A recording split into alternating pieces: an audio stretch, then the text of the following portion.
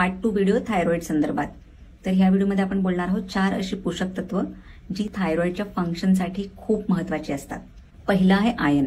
So thyroid hormones बनवण्याची जी प्रक्रिया आहे त्यासाठी आयर्न गरजेचं असतं। त्यामुळे जर तुम्हाला आयर्नची कमतरता असेल तर थायरॉइडचं फंक्शनही कमी होतं आणि तुम्हाला हायपोथायरॉइडिझम हा आजार होऊ शकतो।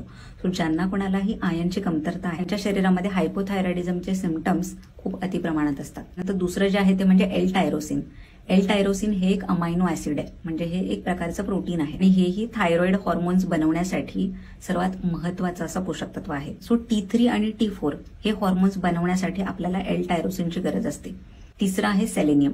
सेलेनियम हे एक ट्रेस मिनरल आहे। ट्रेस मिनरल म्हणजे ह्याची आवश्यकता आपल्या बॉडीला खूप कमी आहे, तरी सुद्धा थायरॉइडसाठी हे खूप महत्त्वाचं असं पोषक तत्व आहे। सो सेलेनियम हे ओव्हरऑल थायरॉइड ग्लँडच्या फंक्शनसाठी गरजेचं असतं आणि त्यासोबतच T4चं जे T3 मध्ये कन्व्हर्जन होतं।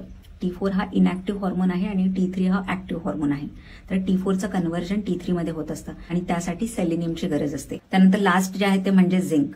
सो झिंक हेही थायरॉइड हॉर्मोन बनवण्यासाठी किंवा त्याला रेग्युलेट करण्यासाठी गरजेचं असतं। सो ब्रेनमधनं किंवा पिट्युटरीमधनं जो TSH हॉर्मोन बनतो तो हॉर्मोन बनवण्यासाठी आपल्याला झिंकची आवश्यकता असते। त्यामुळे हे चारही पोषक तत्व थायरॉइडचं फंक्शन व्यवस्थित चालण्यासाठी, हायपोथायरॉइडिझम हा आजार कमी करण्यासाठी खूप महत्त्वाचे आहेत।